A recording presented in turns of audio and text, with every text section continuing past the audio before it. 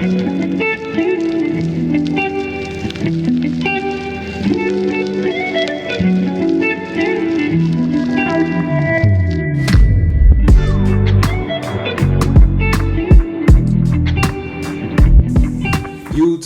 what it do-ski? We back with a special one for y'all today, right? Yes, what is up, y'all? So this video was requested by one of our subscribers, and it was about Watchtower's new release of illiteracy. Yeah. Basically. And the strategy they got behind it. Yes. Yeah, we won't waste no time, so let's just check out what they got to say. Efforts to promote literacy. For decades, we've organized literacy classes. We've also prepared publications, such as the brochure, Apply Yourself to Reading and Writing. That brochure is currently available in 136 languages, and more than 10 million copies have been produced. A few years ago, in a previous governing body update, we talked about the importance of reading and writing well. And since that update, the Apply Yourself to Reading and Writing brochure was made available on jw.org. so that more could easily have access to it. And now in recent times, we've been working to simplify and speed up the translation and production of an updated version of the brochure. It's called Lessons in Reading and Writing. Currently, selected branches have been invited to pilot this new tool in 3 different languages. These branches are also organizing literacy classes, so that as many as possible can benefit.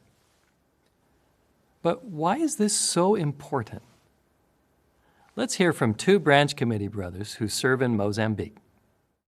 Our branch territory is blessed with exciting growth. For example, the average number of Bible studies is about 2 per publisher. Clearly, there's much potential for further increase. While examining the needs of our branch territory with the goal of improving, we realize that quite a number of our publishers do not read and write well. And realistically, that could limit their participation, especially in the Bible study work. So to address this concern, we've been encouraging the publishers to attend literacy classes, and the results have been incredible. For instance, one couple in Mozambique, Maliko and Gilda, never had the opportunity to go to school because there were no schools in their area and they had to work a lot. Because they could not read, they could not conduct any Bible studies.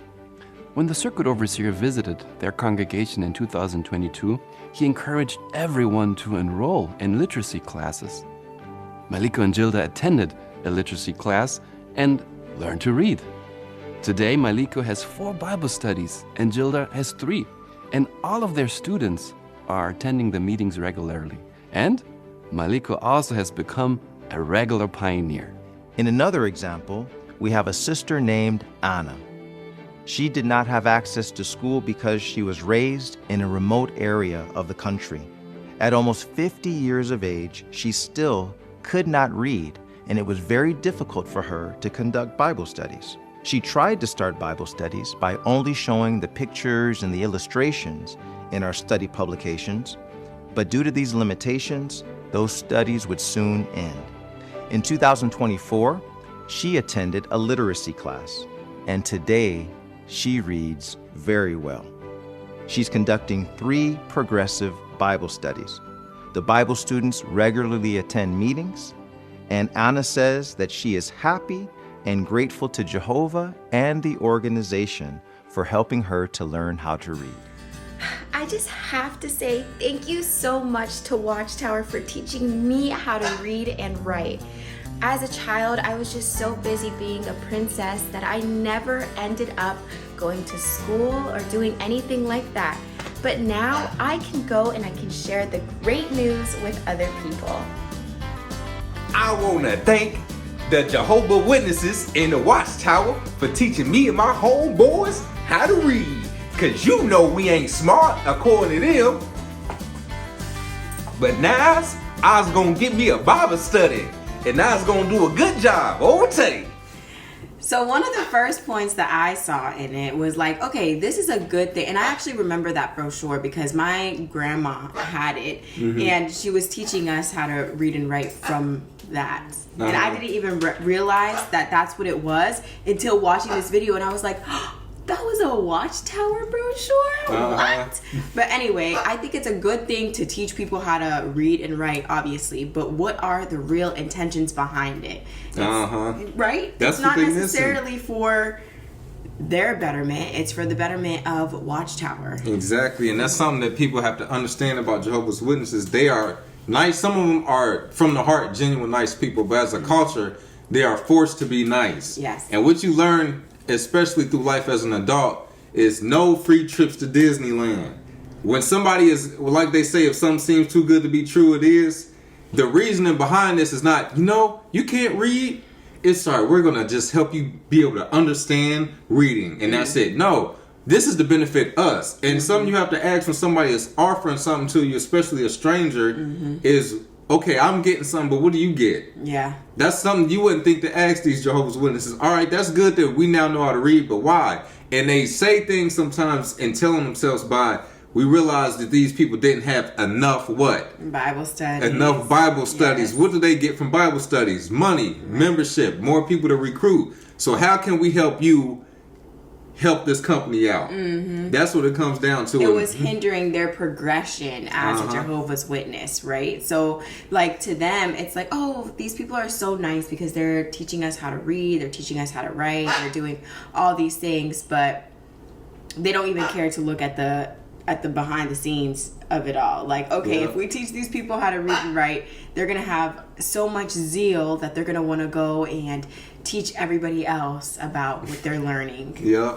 I remember we had a ministerial servant, and he had been a servant. He might still be one forever, but I didn't realize until after a while that he couldn't read or write. But he would have a part. His part would be like, and I remember me and a couple other brothers used to laugh at it and make fun of it. It would be like in between the song, and then it would be after the song, the next part, and he would come up with a Watchtower on the wake and say, "Who would like to see a demonstration?" And then walk off. And then it would be like somebody doing the demonstrations. But he never got to give talks. He never would comment. Oh, wow. But it was like, I never realized until I was a little older, like, dang, that's why he only do that part. Yeah. Okay, but you have a lot of that. They were still trying to include him, but okay. Yeah, but I guess that's a lot of that going around. And this is a way to help them in a way, but also help themselves first. Absolutely. And this is what, it's like every bad thing, or like how they paint African people to be all the time. It's always like they're the most illiterate. They don't have any education. They poor. They sick. Yes. Yeah. And I work with a lot of Africans, okay? And let me tell you, they are not that way. No. Okay? I'm sure that there are some like remote areas, but it's no different than here in the States, where there's remote areas where people grew up on like farms or something and had really big families, never got to go to school because they were too busy working in the family business on the farms, and helping raise all of their siblings. Like the same thing that happens over there happens over here. But of course, their first example was, Mozambique. Literally, and that was the first thing, and it reminds me of the early publications that we covered, Charles Russell, and Watchtowers look on black people by saying even though we're superior to them and they're this, and they came from sin. They can say, that's the old way to Watchtower. And out of all people who can't read, like you said, they show some Africans. Right. Like, come on now. The like, remnants are still there, like on how they view people. Because it's not so much about where it's at. It's the poverty and what they had to experience. A lot of the people weren't able to go to school because they were probably out fending for their families and helping raising their siblings. Right. And for this to be a worldwide organization, there's people everywhere who can't read. Right. But of all places, we know why the so-called worldly people would have that type of propaganda, but this is supposed to be Jehovah's organization where it's different in equality, but you see what it is. They can at least add some other races in there. Like, it's always, I feel like once you see it, it's hard to unsee it, but like, you could at least make it seem like you're not so, I don't know, racist. Yeah, stereotype racist. Like, as we always say, and witnesses will watch our videos and be in denial. The numbers are dropping. Year by year, it's dropping and dropping. and they are getting desperate. And it's sometimes funny to see what's the next catch to build more numbers up. They changing rules left and right almost every month to keep more people or to stop people from leaving or get more to come back. And now it's like we are left with the scraps. How can we polish up what we do have to make them do more than? Because you know they're getting tired. The end ain't coming. Let's see. This person has this many studies. This one has 0. Let's get them to get more. It's no different from, say, when there's layoffs or people quit a job and they need to get production out or something. Yeah. All right, I'm going to just take the few workers I got and make them work harder. That's all they doing. That is so true. And your natural inclination as a human, I think, is whenever somebody gives you something very valuable, you almost feel like you owe them. Facts, I like that. Yeah, it's true. So the way that they have worded this is like, yes, we are offering the literacy classes. We are offering like these new revamped brochures. And look at what other people have done with this. Now they have Bible studies. So like they're planting in their members' mind like, okay, we're going to give you this, but the goal from this is to be able to share the message more and wider. Common strategy, just like when I do Bible study. Yeah. We'll give you a ride. We'll help, we'll bring food over if you and your family need it. So now down the line, you feel like it's hard to leave because I owe y'all. Yes, Exactly. But that's just a short video. Let us know what y'all think about this Watchtower propaganda. I know. This was such a random video, but it was interesting to see. I was like, Yep, it's always something. Right. Yep, so drop something in the comment for us. Hit us on our Instagram at Awaken Truths IG. Don't forget our TikTok at Awaken Truths LLC. And we have our healing journals. We have the normal edition as well as the PIMO edition. And catch us in our next video. Don't forget to like, comment, and subscribe. Peace.